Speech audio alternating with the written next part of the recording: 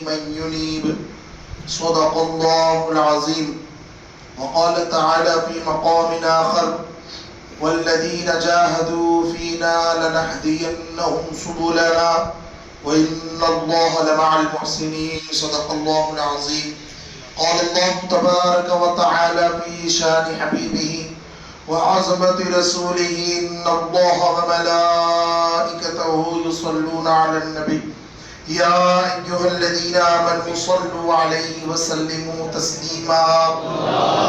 اللهم صل وسلم وزد وبارك على حبيبك سيدنا ونبينا ومولانا محمد وعلى آله وأصحابه وأزواجه وذرياته وأهل بيته وعلماء ملته وشهداء محبته ومشايخ ملته وأولياء أمته أجمعين. محمد سيد الكونين والثقلين والفريقين من عرب ومن عجم. دل بدستاور کے حج اکبر است، یک ہزاراں کعبہ یک دل بہتر است. کعبہ بنگاہ خلیل آزر است، دل گزرگاہ جلیل اکبر است. آسرا نہ لوگے جب تک اولیاء اللہ کا، سخت مشکل ہے پتہ ملنا رسول اللہ کا. محترم بزرگوں اور عزیز دوستوں، بالخصوص میر محفل پیر طریقت رہبر شریعت حضرت تقدس مآب سید شاہ نصرت علی قادری چشتی صابری و جامع السلاسل و جمیع وابستگان خانقاہ، دور دراز سے آئے ہوئے عاشقان اولیاء، آج ہم ہمارے مخدوم سراج الاولیاء حضرت سید راجن شاہ ولی سرکار علیہ رحمت و رضوان کی عرس کی مناسبت سے آپ کی یاد میں جمع ہوئے ہیں. راجن شاہ ولی علیہ رحمت و رضوان کا ذکر شریف ہو یا دیگر اولیاء کرام کے اذکار جمیلہ ہو، در حقیقت یہ اللہ تبارک و تعالیٰ کے ذکر تک پہنچنے کے راستے ہوتے ہیں، اور اولیاء کرام کا ذکر حقیقت میں اللہ ہی کا ذکر ہوتا ہے حدیث پاک کے مطابق. محترم بزرگوں اور دوستوں، حضرت سیدنا سراج الدین اولیاء علیہ رحمت و رضوان کون ہے؟ آپ کی فضیلت بیان کرنے کے لیے صرف میں اتنا کہوں کہ آپ اولاد علی ہیں اور آپ اولاد حسنین ہیں، اتنی ہی بات آپ کی فضیلت کے لیے کافی ہے. مگر اللہ تبارک و تعالیٰ نے حضرت سراج الدین اولیاء علیہ رحمت و رضوان کو یہاں وہ مقام عطا فرمایا کہ میں آپ کو مثال کے ذریعے بتلاؤں. جب ہم قرآن مجید پڑھتے ہیں تو قرآن مجید کی تمام آیتیں بابرکت ہیں، ایک آیت کا بھی انکار کفر ہے.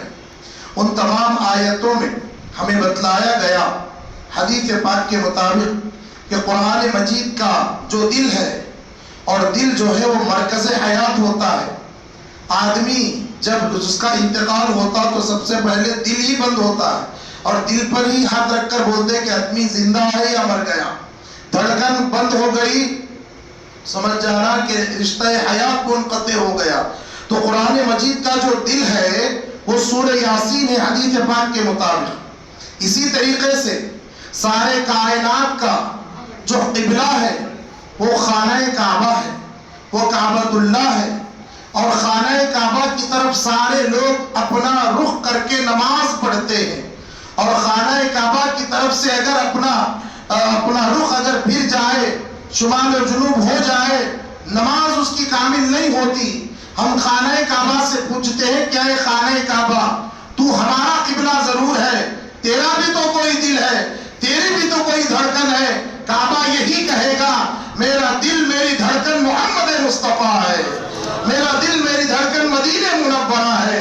کعبۃ اللہ کہے گا کہ میرا مرکز عقیدت، میرا مرکز حیات کوئی ہے، وہ آقا کا گنبد خضرا ہے. تم سارے لوگ میری طرف رخ کر کے نماز پڑھتے ہو، جب میں نیاز مندی میں آتا ہوں تو آقا کی طرف جھک جاتا ہوں. یہ کعبے کی طرف سے صدا آتی ہے. اب آپ آئیے، اولیاء کرام کے ولایت کے نظام میں اگر کسی کو مرکزی عقیدت بنایا گیا تو وہ کون ہے؟ وہ باب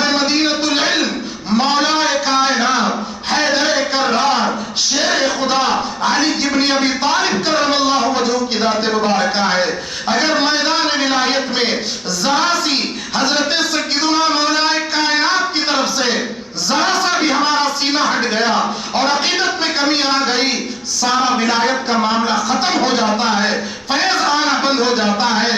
انہی کے فیضان سے آگے چل کر حضور سیدنا غوث الاعظم سیدنا شیخ عبد القادر جیلانی، ان کا اپنا بہت بڑا مقام اور مرتبہ ہے۔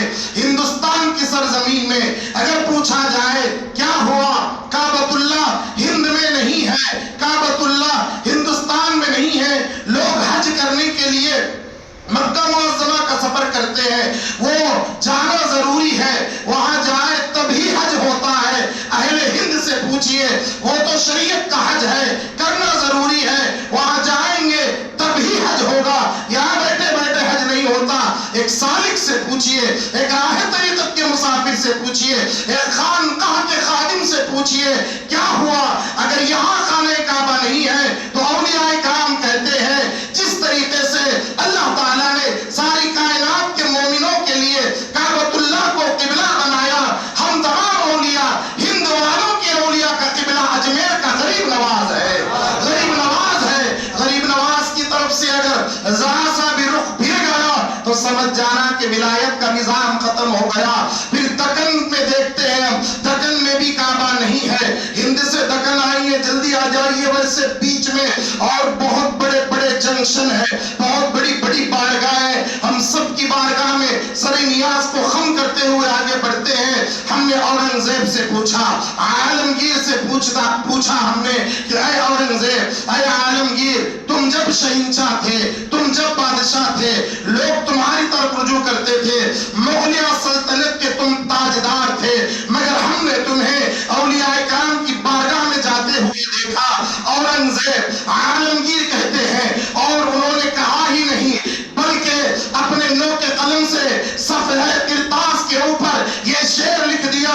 جب بندہ نواز کی بارگاہ میں تشریف لائے، آپ نے لکھا، نیست کعبہ در دکن جز درگہ گیسو دراز، بادشاہ دین دنیا طاعت بندہ نواز۔ اورنگزیب گویا کہ یوں کہہ رہے ہیں، اے دکن والو، اگر تمہارا کوئی کعبہ ہے وہ کعبہ بندہ نواز کی بارگاہ ہے، گیسو دراز کی بارگاہ ہے۔ محترم بزرگوں اور دوستو، ہر علاقے کا ایک مرکز عقیدت ہے۔ آئیے، ہم عادل آباد میں رہنے والے ہیں، یہاں سے گلبرگہ بھی دور ہے، یہاں سے اجمیر بھی دور ہے، میں مسافت کی بات کر رہا ہوں، ورنہ چاہنے والا کبھی اپنے محب سے دور ہوتا ہے کیا؟ کبھی چاہنے والا اپنے محبوب سے دور ہوتا؟ دور نہیں ہوتا، یہ راستے کی مسافت ہے۔ کیا ہوا؟ مدینہ ہم سے دور ہے مگر مصطفیٰ ہم سے دور نہیں ہے۔ کیا ہوا؟ غریب نواز کا اجمیر ہم سے دور ہے مگر غریب نواز ہمارے قریب ہے، مگر مسافت بھی تو کوئی چیز ہے، راستہ طے کرنا پڑتا ہے۔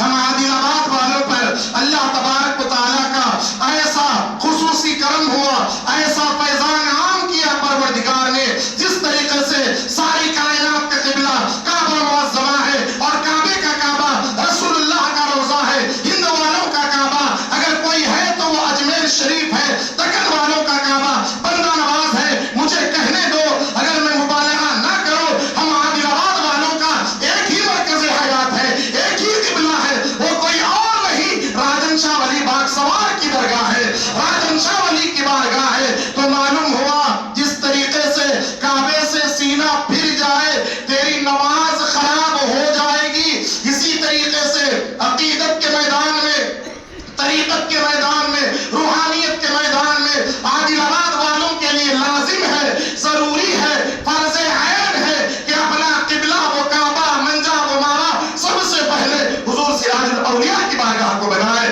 یہاں اگر نیاز مندی سے سرخم ہوگا، دوسری جگہ قابل قبول ہوں گے۔ یہ میں اپنا تجربہ تو نہیں بلکہ ایک ناقص طالب علمانہ گفتگو کر رہا ہوں۔ غلطی کروں تو میرے بڑے ہمارے اکابر میری ضرور اصلاح فرمائیں گے۔ کون ہے سراج الاولیاء؟ راجن شاہ ولی باغ سوار علیہ رحمت و رضوان۔ آپ کا باغ سوار ہونا میں سمجھتا ہوں یہ چھوٹی فضیلت ہے، یہ بڑی فضیلت نہیں ہے۔ شیر کو قابو میں کر لینا اور ایک جانور کو اپنے تابع کر لینا یہ بڑی بات نہیں ہے۔ بڑی بات تو یہ ہے، اولیاء کرام کی سب سے بڑی خوبی یہ ہوتی ہے، زندوں کو اپنے قابو میں نہیں کرتے، ان کی بارگاہ میں آنے والے مردہ دلوں کو زندگی عطا فرماتے ہیں۔ وہ راجن شاہ ولی ہے۔ میرے دوستوں، میں اگر قرآن مجید مجید سے کہو تھوڑا سا ہم چلتے ہیں 15ویں پارے میں، میں اشارہ کرتے ہوئے آگے چلتا ہوں۔ سیدنا خضر کے پاس سیدنا موسیٰ تشریف لے گئے، وہ مکمل واقعہ ہے، مچھلی پکائے اور ٹیفن میں رکھے لے گئے، ساتھ میں حضرت شمعون ہے، سیدنا موسیٰ علیہ السلام ہے، وہ جہاں اللہ کے ولی سے ملاقات کرنا تھا ملاقات نہیں کرے، وہاں سے نکل گئے۔ فوجدا فیہا، قرآن مجید کہتا ہے، آپ پڑھ لیجئے 15ویں پارے کا آخری صفحہ، پورا اسی مضمون کو اللہ نے بیان فرمایا کہ حضرت شمعون کہتے ہیں حضرت ہم تھوڑا آگے نکل گئے، ہم تھوڑا آگے نکل گئے، پیچھے وہیں پر اللہ کے ولی کی بارگاہ تھی، وہیں پر اللہ کے ولی کا مسکن تھا۔ کون کہہ رہے ہیں؟ حضرت شمعون وقت کے پیغمبر حضرت موسیٰ کلیم اللہ علیہ السلام سے کہہ رہے ہیں حضرت ہمیں جن سے ملنا تھا جو اللہ کے ولی تھے، ہمیں ان سے ملاقات پیچھے ہی کرنا تھا، تمہیں کیسے معلوم پیچھے کرنا تھا؟ حضرت شمعون جواب دیتے ہیں حضرت جس مچھلی کو ہم نے پکایا تھا اور اس کا سالن بنا کر ہم اپنے توشے دان میں رکھ کر لائے تھے، میں نے دیکھا اسی مقام پر مردہ مچھلی اچانک جڑ گئی اور تیرتے ہوئے اچھلتے ہوئے سمندر میں چلی گئی، پھر وہ واپس چلے وہاں پر حضرت سیدنا خضر سے ملاقات ہوئی۔ یہاں پر عرفاء اولیاء اللہ تفسیر یوں بیان کرتے ہیں، دیکھیے صاحب ایک عالم کی تفسیر کرنے کا انداز ایک عالم کی تفسیر کے انداز کرنے میں فرق ہوتا ہے۔ جب ایک عالم تفسیر کرتا ہے، تفسیر کرتے کرتے دفتروں کو دفتر بھر دیتا ہے، مگر جب عالم جب قلم اٹھاتا ہے سارے دفتر کو ایک کوزے میں لا کر جمع کر دیتا ہے۔ ہم عرفاء کے ماننے والے ہیں، عرفاء بیان کرتے ہیں جس طریقے سے اللہ کے ولی کے بیٹھنے کی جگہ پر ایک مردہ مچھلی زندہ ہو گئی، اس سے اشارہ مل گیا ولی کی بارگاہ وہ ہے جانے والا جاتا ہے مردہ دل لے کر، آتا ہے ولایت کی سند دے کر نکلتا ہے۔ میرے محترم بزرگوں اور دوستوں، زندگی ہی زندگی، حیات ہی حیات، کل نفس ذائقۃ الموت، ہر نفس کو موت کا مزہ چکھنا ہے۔ لوگوں نے اس آیت کا مطلب ایسے سمجھ لیا کہ ہر ایک کی موت میں کچھ فرق کر نہیں رہے ہیں، خواص کا معاملہ الگ ہے، عوام کا معاملہ الگ ہے۔ اللہ تعالیٰ نے فرمایا کل نفس ذائقۃ الموت، ہر نفس کو موت کا مزہ چکھنا ہے، بس مزہ چکھنا ہے، وہ کتنی دیر ہے کیسا ہے وہ چکھنے والے کو ہی پتا چلے گا۔ مگر ہم اولیاء اللہ سے پوچھتے ہیں، جب اولیاء کرام اس دنیا سے رخصت ہوتے ہیں، پردہ کرتے ہیں، بعض بے ادب لوگ چینلز پر بیٹھ کر ٹی وی پر بیٹھ کر اولیاء کرام کے تعلق سے ایسی بد زبانی اور ایسی بدعقیدگی پھیلا رہے ہیں۔ محترم بزرگوں اور دوستوں، عرفان کی کمی ہے، علم نافع کی کمی ہے، اس وجہ سے گمراہی جنم لے رہی ہے۔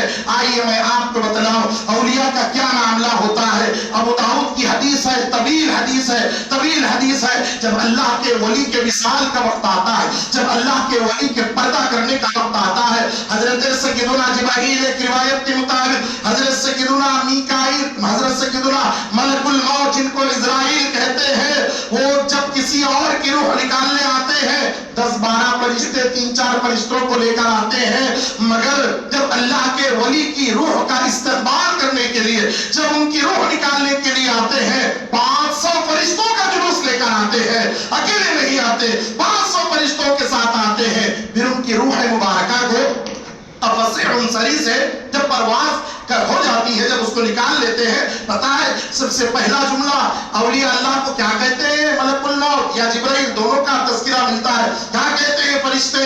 حدیث کی الفاظ ہیں، ان سے یہ کہا جاتا ہے یا ولی اللہ ان اللہ یقرئ علیک السلام، اے اللہ کے دوست، اللہ تم پر سلام بھیجتا ہے، اللہ تم کو سلام کرتا ہے۔ کون سلام کر رہا ہے؟ جو خود سلام ہے، جس کا نام خود سلام ہے، وہ اللہ فرشتوں سے کہتا ہے کہ میرے بندے کو سلام کہو، سلام پیش کیا جاتا ہے۔ پھر سب سے پہلے تو قبر میں لٹا دینا چاہیے نا، تجہیز و تکفین کے بعد، نہیں ایسا نہیں ہوتا، یہاں تو آپ کی نعش مبارکہ یہاں یہی زمین پر ہوتی ہے، آپ کی روح مبارکہ کو پہلے آسمان، دوسرے آسمان، ہر آسمان پر فرشتے اس اللہ کے ولی کی روح کی تعظیم کرتے ہیں، سروں کو جھکا لیتے ہیں، پھر اوپر لے جایا جاتا ہے۔ اللہ تبارک و تعالیٰ اپنی بارگاہ میں بلا کر مصطفیٰ کا دیدار بعد میں قبر میں کرواتا ہے، پہلے اپنے دیدار سے مشرف کر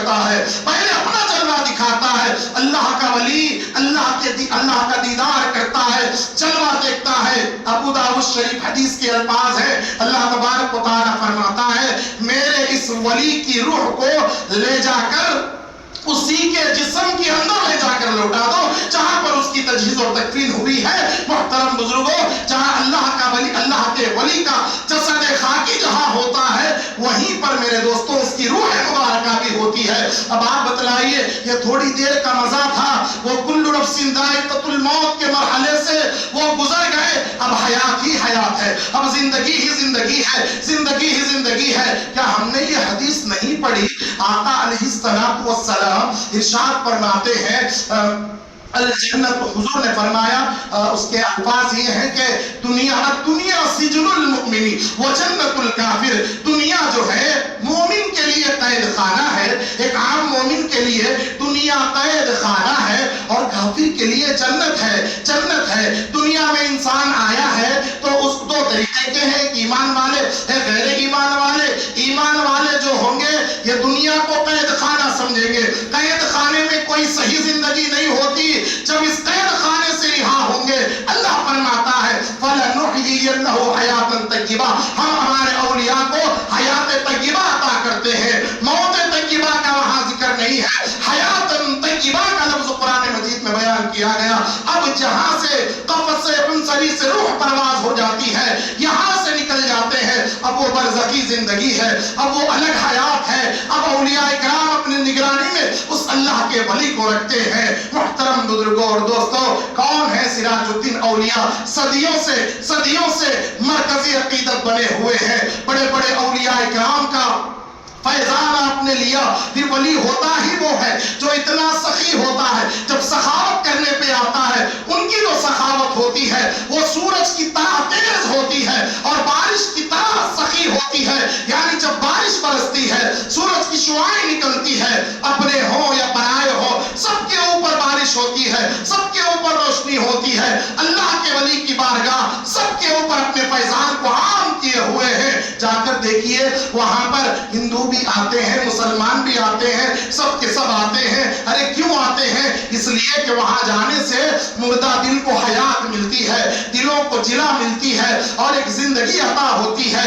بارگاہ اولیاء کرام میں بیٹھنے سے کیا ہوتا ہے؟ جناب اللہ کے ولی کی بارگاہ پر اللہ کی بارگاہ قربیت کا تجلیات کا نزول ہوتا ہے، ان کے قلب پر ہمیشہ تجلیات کا نزول ہوتا ہے۔ اب آنے والا اگر جیسی طلب لے کر آتا ہے، اگر ایک قطرہ کسی غلام پر گر جائے تو میرے دوستوں وہ دوسروں کو تجلی دینے والا ہو جاتا ہے، دوسروں کو تجلی بانٹنے والا ہو جاتا ہے۔ وہ ہے حضرت سراج الاولیاء علیہ رحمت و رضوان۔ تذکیر قلب لوگ آپ کے پر ایسے گرویدہ، ایسے دیوانے ہیں کہ آپ کو مرکز عقیدت و حیات بنائے ہوئے ہیں، مگر ابھی بہت سارے لوگوں کو یہ راز کا ابھی پتہ نہیں چلا۔ بہت سارے لوگ اپنا مرکزی عقیدت کسی نے اپنے مدرسے کو سمجھ لیا، کسی نے اپنی مسجد کے حلقے کو سمجھ لیا۔ نہیں میرے دوستو، وہاں سے عقیدت مضبوط ہے تو یہاں کا سارا معاملہ بالکل درست ہے۔ ویسے تنقید کرنے کی ہماری جو ہے عادت نہیں ہے،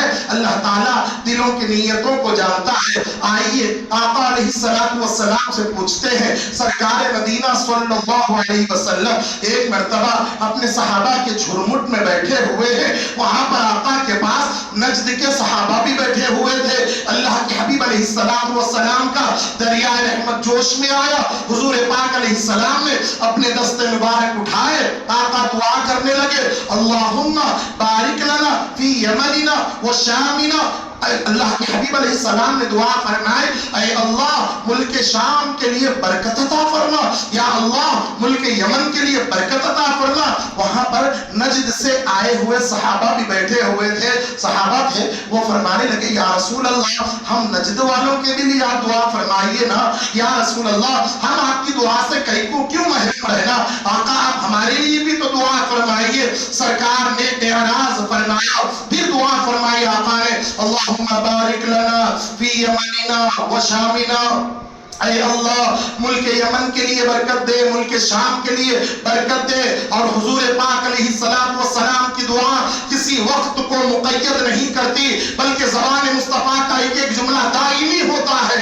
ادھر دعا نکل جاتی ہے، وہاں برکت ہی برکت ہوتی ہے، وہ قیامت تک برکت لیے ہوتی ہے.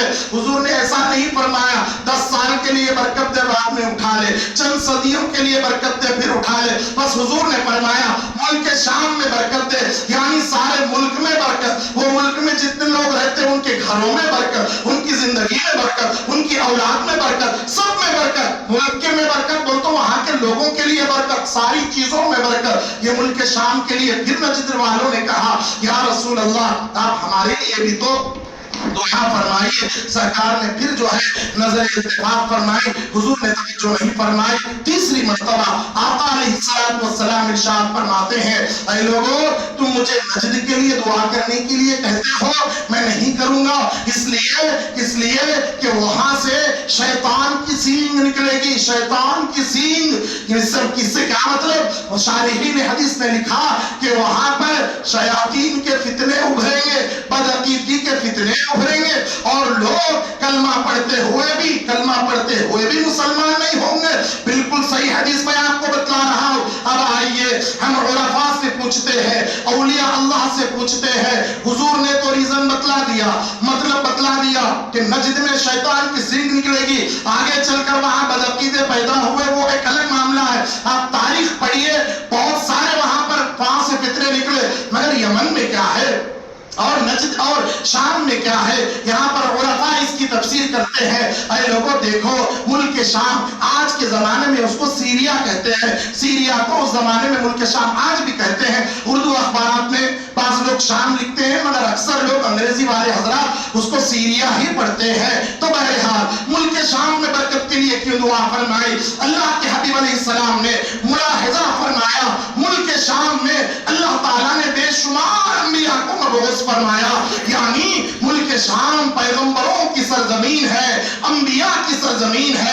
پھر یا رسول اللہ یمن کے لیے آپ نے دعا کیوں فرمائے؟ یمن کسی اور کی زمین نہیں, یمن حضرت اویس قرنی کی زمین ہے, یمن اولیاء اللہ کی سرزمین ہے. یعنی جہاں انبیاء ہوتے ہیں وہ مقام بھی برکت والا ہے, جہاں اولیاء اللہ ہوتے ہیں وہ مقام بھی برکت والا ہے.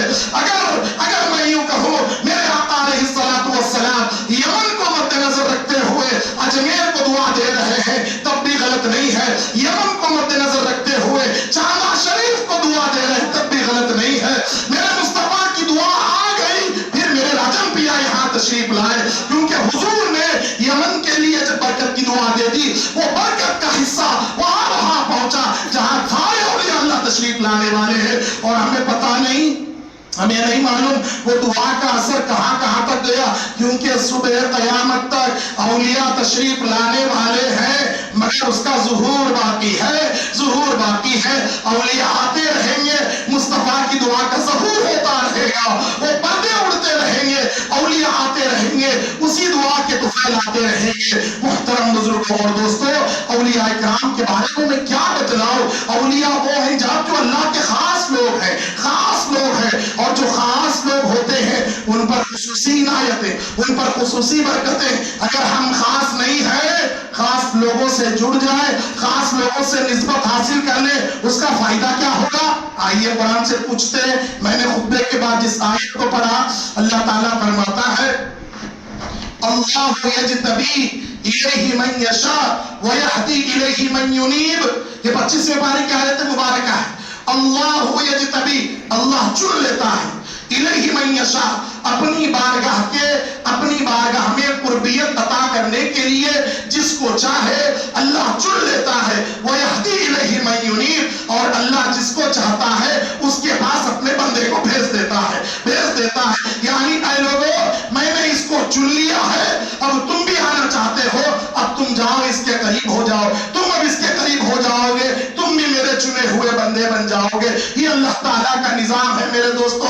پھر کیا فرمایا؟ وَالَّذِينَ جَاهَدُوا فِينَا لَنَهْدِيَنَّهُمْ سُبُلَنَا, جو ہماری ذات میں, جو ہماری بارگاہ کا قرب حاصل کرنے کے لیے جدوجہد کرتے ہیں, مجاہدہ کرتے ہیں, ذکر کی محافل میں آتے ہیں, پیر کی صحبت میں بیٹھتے ہیں. اس کا مطلب ہے جاہدو کا کیا مطلب؟ جاہدو کا یہ مطلب نہیں ہے کہ 5 وقت نماز پڑھے گھر کو چلے گئے, نہیں. جاہدو کا معنی بڑی وسعت رکھتا ہے اپنے اندر. جاہدو کے یہ معنی ہے جو بندہ فرائض کو ادا کرتا ہے, نوافل بھی ادا کرتا ہے, پیر کی صحبت میں بھی بیٹھتا ہے, خانقاہ کو بھی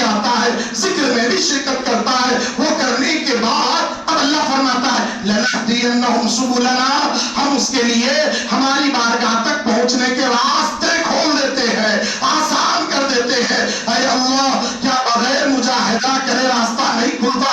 نہیں، میرا ایسا کوئی قانون ہی نہیں ہے۔ جب تک پیر کو وسیلہ نہیں بناتے میری بارگاہ تک پہنچنے کا راستہ ہے ہی نہیں۔ اگر آنا ہے میری بارگاہ میں، اگر پہنچنا ہے میری بارگاہ میں، وسیلہ بنانا ہوگا۔ القول الجمیل کتاب میں شاہ ولی اللہ محدث دہلوی فرماتے ہیں اس آیت کی تفسیر میں، یا ایھا الذین آمنوا اتقوا اللہ وابتغوا الیہ الوسیلہ، یہ آیت ہے قرآن میں 6ویں پارے میں، وجاہدوا فی سبیلہ لعلکم تفلحون، اے ایمان والو اللہ سے ڈرو، وابتغوا الیہ الوسیلہ، اور اس تک پہنچنے کا ایک وسیلہ تلاش کرو۔ لفظ صاف ہے صاحب۔ آج لوگ وسیلے پر بحث کرتے، تعجب ہوتا۔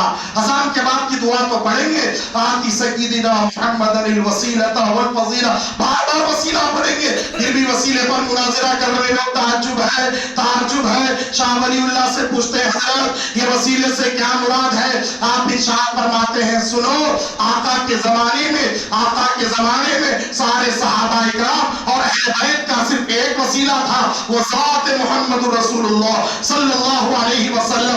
آقا کے بعد اب پیر مریدی کا نظام چل رہا ہے۔ ہر مرید کے لیے اس آیت کے مطابق جو وسیلہ ہے، ہر مرید کے لیے اس کا پیر و مرشد اس کا وسیلہ ہے، اس کا پیر و مرشد اس کا وسیلہ ہے۔ کون کہہ رہے ہیں؟ حضرت شاہ ولی اللہ محدث دہلوی رحمت اللہ علیہ اپنی کتاب القول الجمیل میں آپ بیان کرتے ہوئے سے تو بہت سارے مسائل بیان کیے۔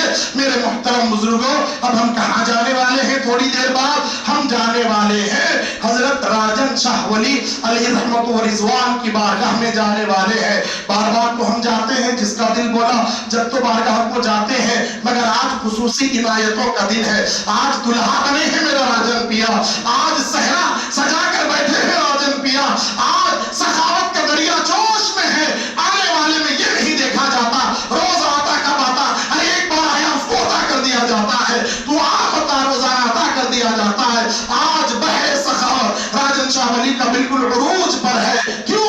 نم کنومت العروس، جب آپ کا وصال مبارک کا دن آیا، جب آپ کا وصال ہوا تو پروردگار نے فرمایا نم کنومت العروس، اے میرے ولی ایک دلہن کی طرح سو جا، یعنی دلہن کی نیند کی طرح سو جا، اب تجھے کوئی اور نہیں جگائے گا، تیرا پروردگار تجھے جگائے گا۔ جب اللہ نے جس کو جگا دیا، بھلا وہ سو سکتا ہے؟ بھلا اس کو نیند آ سکتی ہے؟ اللہ کے جگائے ہوئے ہیں، یہ جاگ رہے ہیں، یہ سوتے نہیں ہیں۔ آنے والے کو بھی دیکھ رہے ہیں، جانے والے کو بھی دیکھ رہے ہیں، جو باتیں کیا ہو رہی مجلس میں وہ بھی سماعت کرتے ہیں۔ ان کی سماعت کو بڑھا دیا اللہ تعالیٰ نے، ان کی بصارت کو بڑھا دیا پروردگار نے، اس کے صفات میں انہوں نے اپنے آپ کو فنا کیا، اللہ نے ان کے پاس آنے والوں کو قبول کر لیا۔ تو ہم کہاں جا رہے ہیں؟ راجن شاہ ولی کی بارگاہ میں۔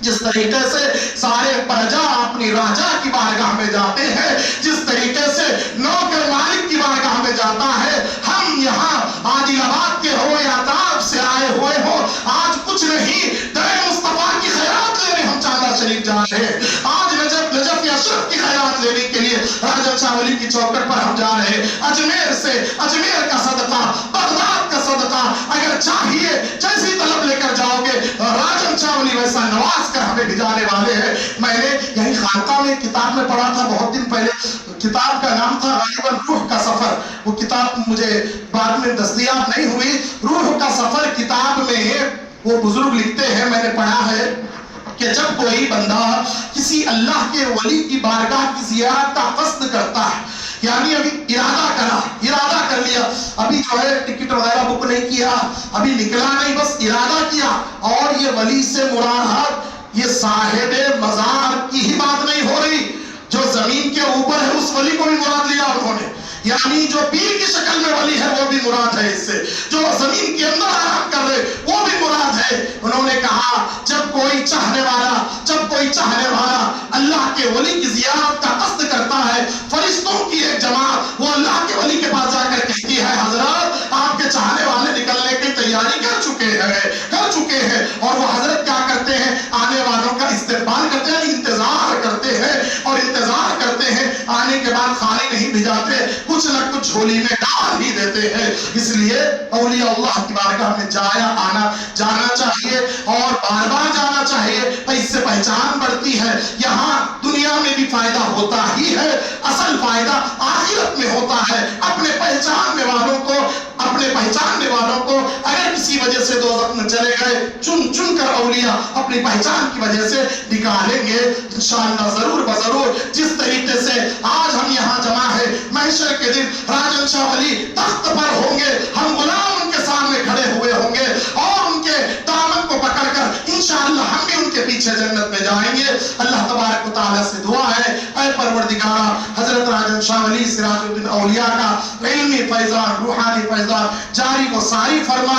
या अल्लाह, हजरत की बारगाह पर जो तजल्लियात, बरकात, रहमतों का नुज़ूल हो रहा, उसके कुछ छींटे हमको भी अता फरमा। या अल्लाह, जिस तरीके से हमने अपने जिस्मों को संवारा, हमारी रूहों को संवारने के फैसले फरमा। सबके दिली जायज़ मकासिद को पूरे फरमा। व आखिर दावा अल्हम्दुलिल्लाहि रब्बिल